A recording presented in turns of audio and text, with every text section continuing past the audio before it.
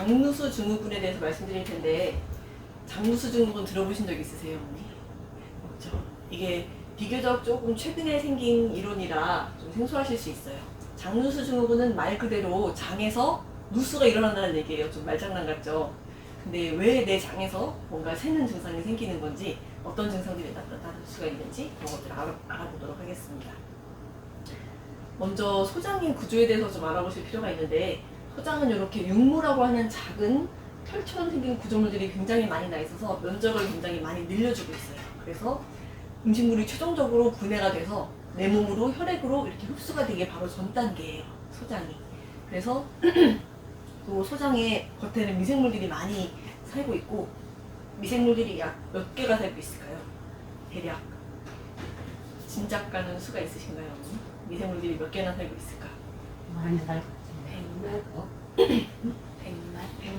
100만도 많지만은 100조 개가 살고 있다고 합니다. 무려 엄청 많이 살고 있죠. 그래서 미생물들의 작용을 거쳐서, 대사를 거쳐서 이렇게 림프관과 혈관으로 흡수된 영양물들이 내 몸으로, 온몸으로 퍼지게 됩니다. 근데 이제 여러 가지 미생물들이 살고 있는데, 이제 어떤 음식물을 먹느냐에 따라서 어떤 미생물들은 더 증가하기도 하고 감소하기도 하고, 이렇게 좀 밸런스를 맞춰가게 되는데, 우리 몸에는 유익균과 유해균이 고루고루 분포를 해 있어요. 유익균만 있으신 분은 없으시고, 유익균과 유해균이 같이 공존을 하고 있는데, 이 비율이 항상 적당하게 유지가 돼야지 가장 건강한 상태라고 얘기를 합니다. 그렇지만 여전히 유익균이 많은 상태여야 좀 더 건강에 좋겠죠. 소화도 잘 되고, 또 적절한 대사산물도 많이 만들어내고 하면서 이렇게 우리 몸에 유익한 영향을 줄 수 있는 것들이 유익균이고, 유해균들은 반대로 소화도 잘 안 되게 하고 오히려 독소를 만들어냅니다. 염증을 생기게 할 수 있는 그런 것들이 유해균이 되고요. 장을 제2의 뇌라고 얘기를 또 합니다. 장하고 뇌하고 뭔 상관인가 이렇게 생각하실 수도 있는데, 뇌에서만 이렇게 장에 영향을 내리는 게 아니고, 뭐 소화를 어떻게 시켜라라고 명령을 내리는 게 아니고, 이 장의 미생물 대사에 의해서 생기는 물질들이 마찬가지로 뇌에도 신호를 주게 됩니다. 신경결대, 장에서 만들어지는 신경결대 물질들이 뇌에도 영향을 끼치기 때문에 우울증이 생긴다든가, 혹은 뭐 건망증이 생긴다든가, 치매가 유발될 확률이 높아진다고 얘기하기도 하고요. 그래서 장을 제2의 뇌라고 표현을 합니다. 장누수 증후군에 대해서 이제 요 그림이 모든 것을 설명해주고 있는데, 소장에는 이렇게 타이트 정션이라 그래서 세포들이 이렇게 치밀하게 이렇게 연결이 돼 있어야 돼요. 그런데 여기 이렇게 느슨해지면은 들어오지 않아야 될 물질들이 새서 들어오게 됩니다. 원래는 이렇게 병원균 같은 것들은 들어오지 않고 이렇게 내 몸에 좋은 성분들만 흡수가 돼야 되는데, 여기서는 거르지 않고 그냥 다 흡수가 돼버리는 거죠. 병원균이라든지 아니면 음식 항원이라든지 여러 가지 것들이 흡수가 됩니다. 그런데 이것들이 떠돌아다니면은 내 몸에서는 이것들을 적으로 인식을 해요. 독소로 인식을 하게 됩니다. 그래서 면역 반응을 일으키게 되는데, 면역 반응의 대표적인 부산물이 뭐죠? 염증이죠. 면역 반응을 일으키게 되면 염증이 생기기 때문에 온몸이 여기저기 아프기도 하고, 피부에 뭐가 나기도 하고, 혹은 당뇨병이 더 잘 생기기도 하고, 여러 가지 안 좋은 작용들이 나타나게 됩니다. 그래서 이렇게 나타나는 증상들이 어떤 것들이 있냐면은, 아까 말씀드렸던 것처럼 우울감, 그리고 불안함, 이런 것들이 생기실 수가 있고, 피부에서는 여드름, 혹은 아니면 혼족, 그리고 건선, 아토피, 이런 것들이 생기실 수가 있어요. 그리고 갑상선에 영향을 끼쳐서 갑상선 기능 저하증, 항진증, 이런 것들도 생길 수가 있고, 그리고 장에 가장 먼저 증상이 나타나겠죠. 변비나 설사는 물론이고, 크론병이나 혹은 과민성 장증후군, 이런 것도 생길 수가 있습니다.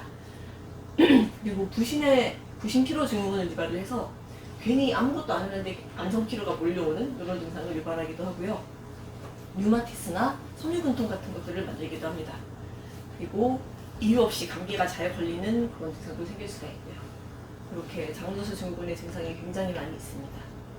그러면 도대체 이렇게 타이트 정션들이 치밀하게 분포되어야 될 내 장 전망의 세포들이 왜 이렇게 느슨하게 되는가? 원인은 바로 대표적인 것이 스트레스가 있습니다. 스트레스를 많이 받으면 우리 몸에서는 코르티졸이라는 호르몬을 만들어내게 되는데, 이런 것들이 장 점막을 느슨하게 만들고요. 그리고 잘못된 식생활, 밀가루 음식이나 단 것들을 많이 드시는 거, 그리고 여러 가지 독소가 있을 수가 있고, 음식에 섞여 들어오는 감염 물질들이 있을 수가 있고요. 그리고 약물을 많이 드셔도 이런 증상들이 생기십니다. 그리고 간 기능이 부전돼서 내 몸에서 해독작용이 제대로 일어나지 않아도 이렇게 간 기능에 문제가 생길 수가 있습니다. 장 기능에 문제가 생길 수가 있습니다. 주로 피해 주셔야 될 음식 중에 대표적인 것이 밀가루 음식이에요. 빵, 과자, 튀김, 우리가 좋아하는 것들이죠. 맛있는 거. 그리고 설탕도 그렇고 약물도 그렇고 탄산음료도 그렇습니다. 주로 밀가루 음식에는 글루텐 같은 성분들이 함유가 되어 있는데 이런 것들이 이제 타이트 정션, 아까 말씀드린 장점막의 기능을 교란해 가져오게 됩니다. 그러면은 점점 장누수 증후군으로 진행을 하게 되는 거죠. 반대로 드셔야 될 음식도 있어요. 예, 드셔야 될 음식들은 대체적으로 발효 음식이 됩니다. 발효 음식 하면 대표적인 게 뭐가 있죠? 그렇죠. 김치가 있죠. 김치와 청국장, 그리고 일본의 나또, 그리고 외국에 있는 피클, 이런 것도 다 발효 음식이죠. 그리고 요구르트도 있습니다.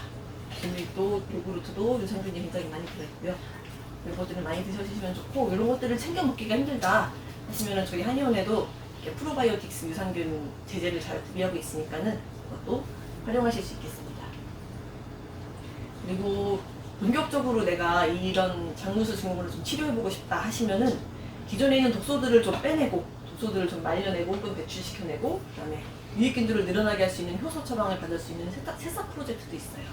이것은 이제 체중이 많이 늘어나면서 관절통이 생기시는 분들이나 혹은 혈압이 높으신 분들도 많이 이렇게 효과를 보시는 프로젝트인데 알려드리도록 하겠습니다.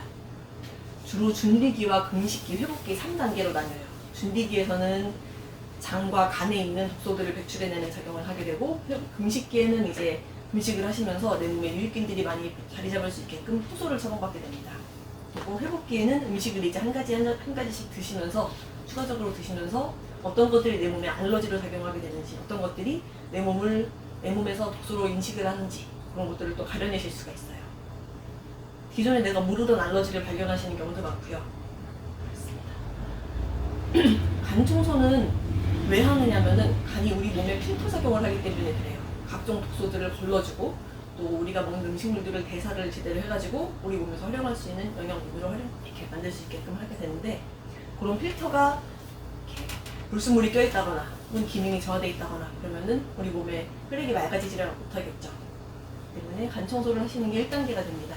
요것만 하셔도, 간 청소만 거치셔도 피부가 맑아진다, 잠을 푹 못 잤는데 푹 잔다, 혹은 피부에 뭐가 많이 났었는데 그게 들어간다, 그런 말씀들을 많이 하십니다. 그리고 준비기에는 청이장과 청일수를 이용해서 배변 소변을 통해서 이제 지용성 독소 그리고 수용성 독소들을 배출을 먼저 시키게 됩니다. 만약에 기존에 내가 예전에는 어떤 음식물을 먹었을 때 별로 안 좋은 반응이 없었는데 어느 순간부터 이게 되게 안 받아, 혹은 유일하게 이유 없이 두통이 잘 생긴다, 혹은 피부에 뭐가 잘 난다, 두드러기가 생긴다, 혹은 어떤 당뇨가 갑자기 생기려고 한다, 이런 예전과는 다른 반응들이 내 몸에서 일어날 때, 유달리 피로가 좀 심해진다든가 그런 것들이 나타날 때 가장 기저에 이런 장누수 증후군이 깔려 있을 수가 있습니다. 그래서 이런 증상들이 생길 때는 어디에 한 번쯤 문의를 주시면 좋을까요?